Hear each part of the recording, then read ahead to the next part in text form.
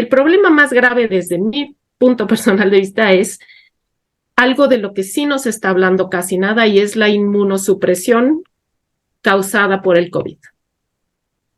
Como decíamos antes, empezamos a dejar correr a un virus que no sabíamos qué tan patógeno era, que no sabíamos qué nos iba a causar. Ahora hay suficientes datos que nos indican que el SARS-CoV-2 lo que hace es desregular nuestro sistema inmune. Y esto no importa si nos dio de manera asintomática y ni siquiera nos enteramos, si nos dio de manera asintomática leve o si estuvimos muy graves y hospitalizados, ¿no? Ahora, si esto está sucediendo, y yo, para que no me gusta alarmar, pero sí me gusta concientizar, ¿no? Voy a colocar, esto sí es una cuestión totalmente de mí, pues de lo que yo puedo razonar a través de todos los datos que hay. Yo colocaría al SARS-CoV-2 en un punto intermedio entre un herpes, ¿no? Que cuando nos da una varicela de pequeñitos se queda alojado en nuestro sistema nervioso central, y hay personas en donde esto se reactiva con algún reto, como es una baja inmunológica, y nos da esto que coloquialmente se llama la culebrilla, ¿no? En el otro extremo tenemos al virus de la inmunodeficiencia humana, ¿no? En donde, pues en el momento en que nos infectamos, arrasa con una de nuestras poblaciones del sistema inmune, y entonces estamos totalmente inmunosuprimidos. Pues en el centro de esto yo pondría entre esos dos extremos al SARS-CoV-2, porque desregula el sistema inmune en diferentes niveles dependiendo de las personas. Eso todavía no se tienen suficientes datos, pero lo desregula. Y esto nos hace mucho más propensos tanto a una reinfección por el propio COVID como a infecciones de otro tipo.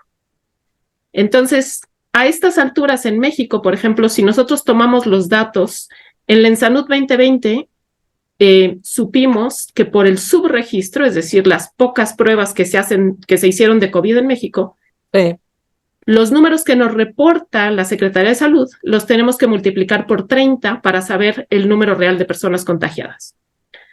Si nosotros tomamos estos datos, los corregimos al multiplicarlos por 30, eso significa que a estas alturas, en México, donde vivimos 130 millones de personas, ya nos infectamos 223 millones de personas. Es decir, todos ya nos infectamos, y algunos 2 o 3 veces, ¿no?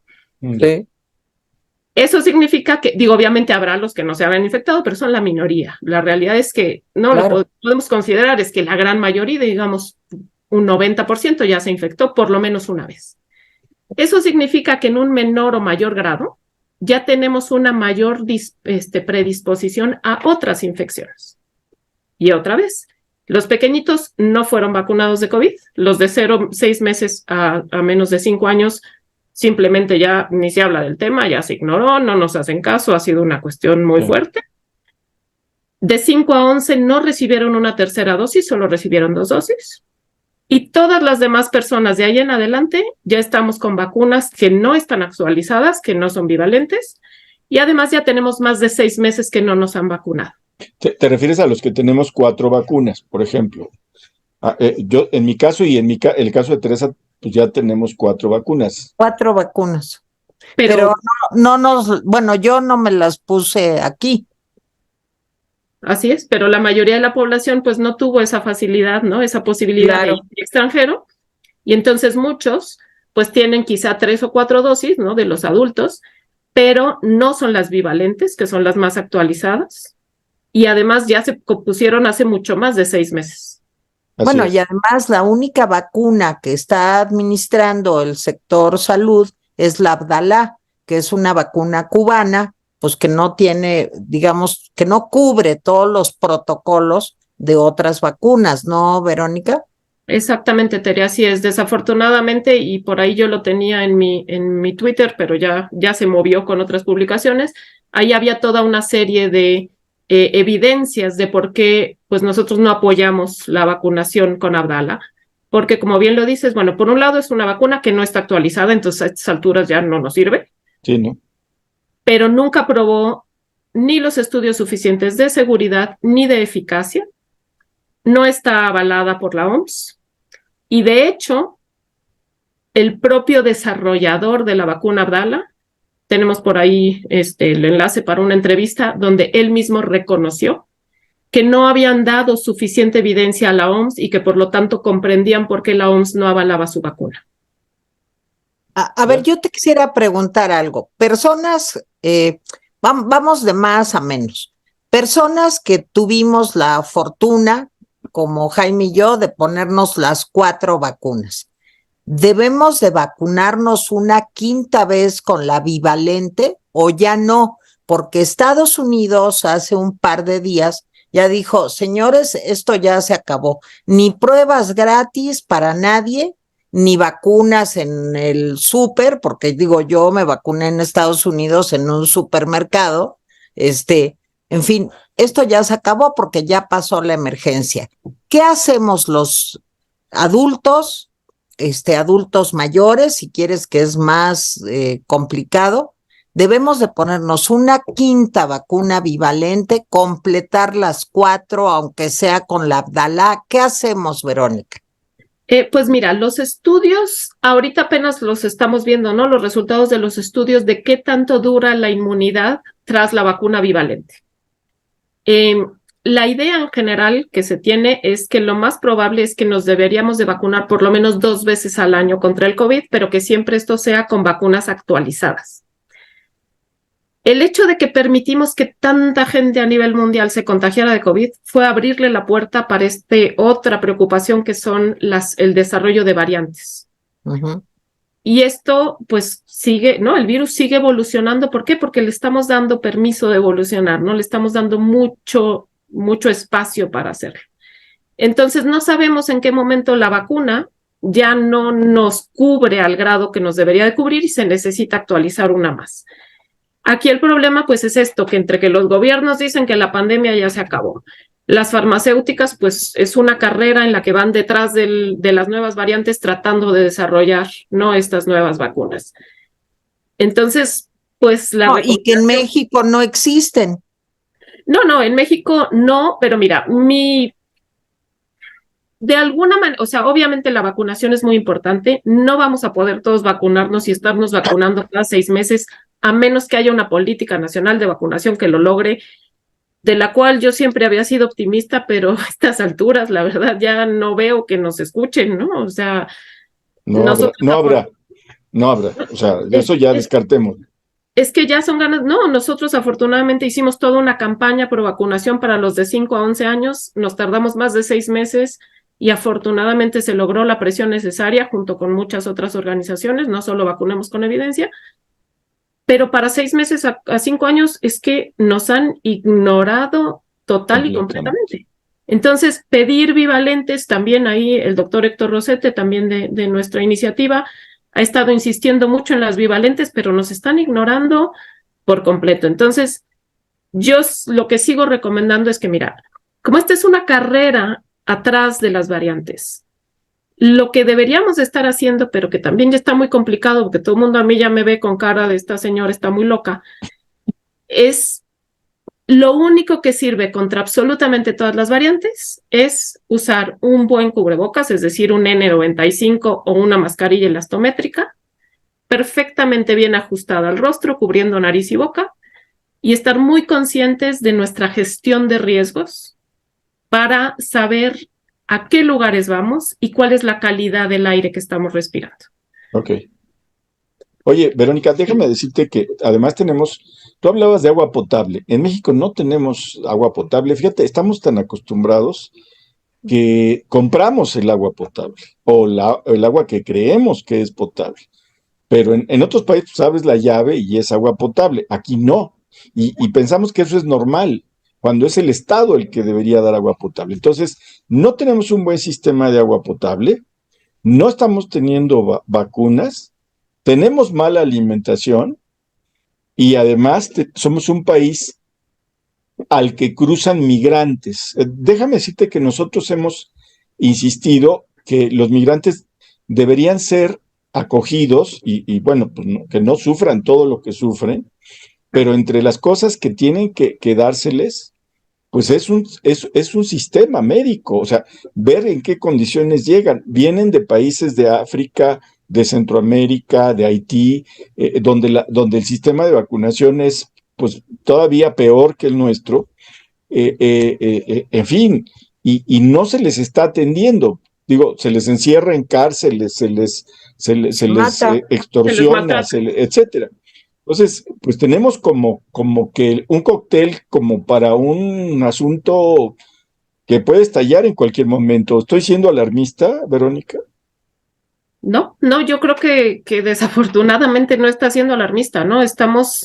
Tenemos un muy mal cóctel de situaciones, ¿no? Y si me lo permiten también la UNICEF, de hecho, ¿no? Porque esto no son solamente, digo, yo estoy totalmente de acuerdo con ellos, pero me gusta que estos conceptos, yo estoy de acuerdo con la UNICEF, ¿no? Porque no soy yo diciéndolo. Esto es la UNICEF diciendo que lo que necesitamos de ahora en adelante para la salud pública es, punto número 1, equidad. Sí, claro. ¿Cómo les explico que en México pues estamos perdidos, ¿no? Por esto que dices, tenemos a los inmigrantes. Un dato muy rápido, ustedes recordarán que para vacunarse en México contra COVID pedían el CURP, ¿no? Así es. Bueno, pues en la población de 5 a 11 años, que es la que nosotros seguimos más de cerca, el 30% de esa población no tiene un CURP porque nunca han sido registrados y por lo tanto se les negó la vacunación. Es otro drama. Es un drama porque además lo peor de esto es que el gobierno lo sabía. ¿Y por qué lo sabía? Porque adquirieron solamente el 70% o menos de las vacunas que se necesitaban. O sea, estaban totalmente conscientes que ese 30% se quedaba sin vacuna. Bueno, y hacen lo mismo con las vacunas, por ejemplo, contra la influenza. No compran la cantidad suficiente de vacunas. Por eso. Entonces, ahí la equidad, pues, se queda de lado, ¿no? Por ejemplo, un ejemplo más COVID, ¿no? En el Censis de Marina, cuando se empezó a vacunar a los niños de 12 a 18 años, se empezó simplemente empezaron diciendo que solamente aquellos con discapacidades, ¿no? Y pusieron una lista ahí de las discapacidades. Bueno, solamente había una sede para niños de 12 a 17 años con discapacidades en el Censis Marina. Yo quiero saber qué hace una madre soltera que depende de su día a día de trabajo, que tiene un niño discapacitado, que necesita una ambulancia para transportarlo y que vive en Milpa Alta. Sí, claro. ¿Cómo rayos llega al Censis de Marina para que le pongan una vacuna? O sea, esas cosas es totalmente cero equidad, ¿no? Por supuesto, pues estamos hablando de la cobertura de vacunación, no hay manera. La otra sugerencia de la UNICEF es la confianza, desarrollar la confianza en la vacunación y en los sistemas de salud. Híjole, pues ¿cómo le hacemos? Hace 3 semanas trajeron al principal antivacunas mundial al Senado de la República a dar una conferencia. Esto para nosotros fue un shock, porque bueno, los antivacunas existen, pero que venga al Senado a dar una plática, pues significa que hay cierto nivel de respaldo gubernamental, lo cual me parece patético, ¿no? O sea, realmente criminal. Es terrible, ¿no? Ahora, desinformación. ¿Cómo vamos a dar confianza si desinformamos? El propio secretario de Salud dijo que él no vacunaría a sus nietos. Así es. Perdónenme, pero un inmunólogo que no respalda las vacunas es como un bombero que dice que no hay que apagar fuegos. Sí. O sea, no hay manera, ¿no? De que un inmunólogo y que un médico digan esto. Se negó, pues, toda la negación que hemos tenido, todo este problema de comunicación. Es muy difícil que tengamos esa confianza que se necesita. Ahora, también la UNICEF habla de responsabilidad gubernamental. Como lo decíamos, estamos violando los derechos constitucionales a la salud. Por otro lado, yo he tenido la oportunidad de hablar con jueces y sensibilizarlos en torno a la vacuna. ¿Por qué? Pues porque muchos abogados y nosotros apoyándolos desde el punto de vista técnico, se desarrollaron estos amparos para exigir la vacunación para los niños pequeños que no estaban dentro del plan de vacunación. ¿Y con qué nos topamos?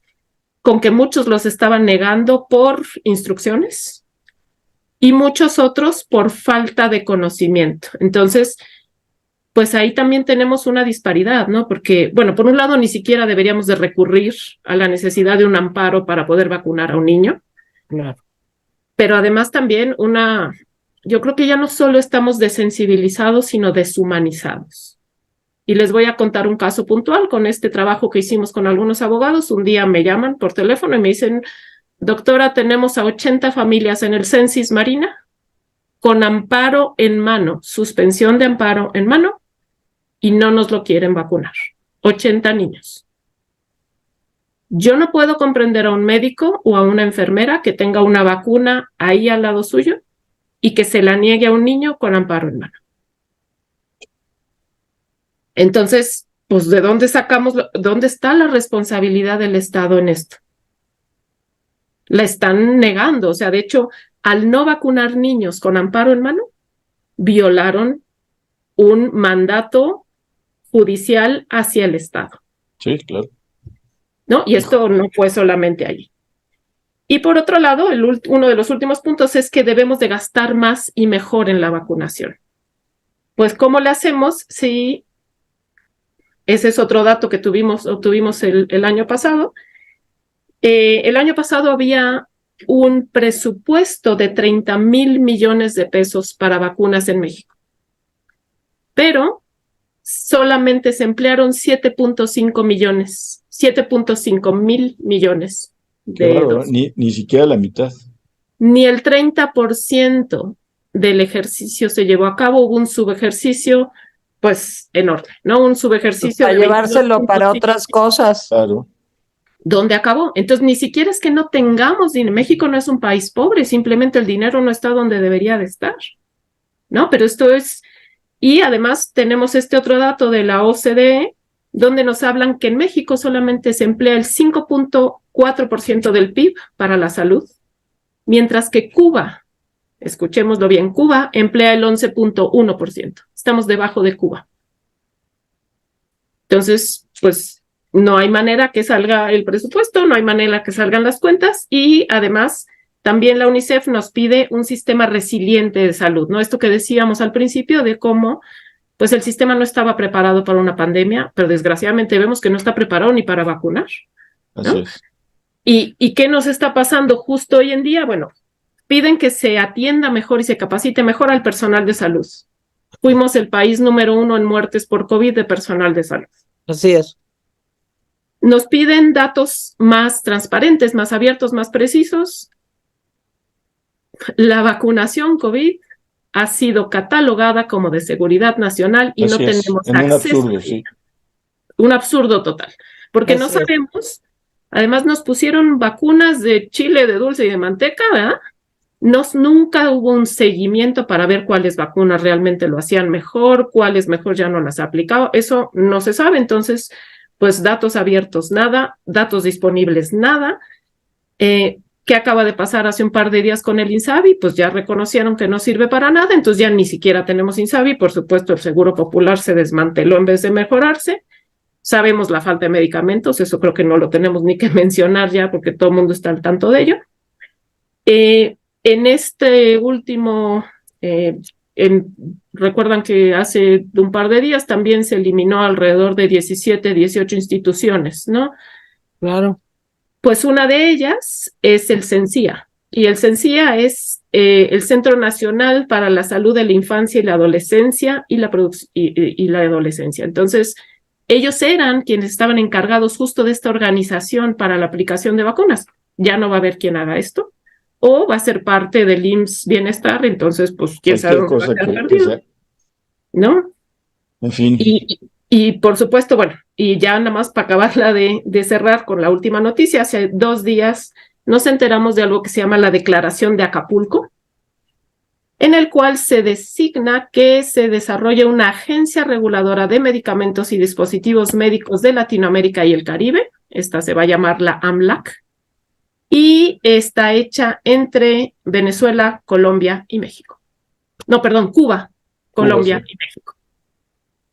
Sí. Eso significa que esa vacuna Abdala, que no fue más, no, o sea, como la vacuna Abdala, si Cuba decide que ese es un medicamento bueno, inmediatamente, automáticamente, ese medicamento está aprobado en México. Sí. Pero, y todos los Verónica, demás. Verónica, pues tenemos que seguir luchando. Sí. Así es. No nos podemos dar por vencidos. Sí, yo nada más, ya el tiempo ya se nos vino encima, Verónica, nada más haz un comercial de Vacunemos con Evidencia. Platícanos de esa, pues, qué esfuerzo que Organización. están haciendo. Muchas gracias. Pues mira, Vacunamos con Evidencia se creó hace un año más o menos, bueno, a mediados de abril, gracias a que nos reunimos un grupo de profesionales que precisamente estábamos luchando individualmente por la vacunación COVID. El equipo está formado por médicos pediatras, entre ellos está la doctora Cipatli Ayuso, la doctora Ariana Huerta y el doctor Manuel Soriano. También nos acompaña el doctor Héctor Rosetes, él es médico general. La licenciada Alma Franco, que es abogada, una comunicóloga y especialista en políticas públicas, Aide Zamorano, y somos 2 inmunólogas científicas, la doctora María Basurto y su servidora. Muy bien. Y nosotros a lo que nos dedicamos, pues es justo a tratar de informar a la población a través de evidencia, como lo dice el nombre, Vacunemos con Evidencia, para pues que las personas puedan tomar, ¿no? Pues decisiones informadas sobre la vacunación, sobre su salud en general, pero sobre todo, sí invitamos mucho a la población a que al informarse, esto les permita que exijamos juntos como población que obtengamos ese sistema de salud y esas facilidades de salud para cubrir nuestros derechos constitucionales, porque si nosotros no lo exigimos, es claro que el gobierno no lo va a hacer. Muy bien. Y si me permiten un segundo más, como parte de Vacunemos con Evidencia, algunas de las personas del equipo ahora estamos trabajando en investigación y sensibilización también para long COVID persistente, porque pues ahí se calcula que podríamos tener al menos 10 millones de pacientes a nivel nacional, aunque en realidad la cifra va más hacia los 22 millones. Y pues estamos tratando de crear conciencia en este tema y también de ayudar a los pacientes a que se puedan tratar pues con lo que sabemos hoy en día, que es muy poco, pero por lo menos lograr estabilizarlos. ¿Nos puedes dar un Twitter, o tu Facebook, en fin, dónde te pueden escribir, preguntar? Claro que sí, Tere. Pues mira, ahorita apenas estamos montando las redes para esta nueva iniciativa en Long COVID, que es realmente yo creo que donde más nos van a necesitar. Pero yo estoy en Twitter como, si buscan Verónica Atié es mucho más fácil, porque yo mi así te arroba encontré, es un poco sí. complicada. Yo te encontré también. Y normalmente ahí, bueno, yo pongo las arrobas de los demás, pero si quieren hoy lo cuelgo en mi Twitter, ponemos las arrobas de todos los integrantes, pues para que los puedan seguir a todos ellos. No. Y Twitter es donde no más nos movemos por el momento, pero en su momento tendremos una plataforma a donde las personas se puedan dirigir para ver toda esta información. Muy bien. Verónica, pues tienes aquí 2 militantes más de tu causa. Aquí Muchísimas estamos a tus órdenes. Así es. Y para lo que podamos servir desde nuestra modesta. Si quieren comunicar algo, aquí adelante, estamos. úsenos. Bueno, pues al contrario, les agradezco muchísimo porque la verdad son estos esfuerzos los que nos permiten llegar a las personas y que nos empoderemos como ciudadanos, ¿no? Que tengamos la información para poder exigir todo esto que pues nadie nos lo va a dar si no lo hacemos de esta manera. Les agradezco muchísimo. Doctora Verónica Atié, muchas gracias. Perdón, Jaime. No, me estaba despidiendo. Adelante, Tere. Doctora, muchísimas gracias. A nombre de Jaime Guerrero, del mío propio, te lo repito, aquí estamos a sus órdenes siempre, 24/7. Muchísimas gracias, Tere. En nombre mío y de todo el equipo, muchísimas gracias, Jaime, por el espacio y por su apoyo. Hasta luego. Al contrario. Hasta Verónica, luego. que nos veamos la próxima vez con mejores noticias. Eso esperamos, Tere. Así será. Así es. Le agradezco. Muchas gracias. Gracias a ustedes por habernos acompañado. Bye, Jaime. Gracias. Bye, Tere. Bye.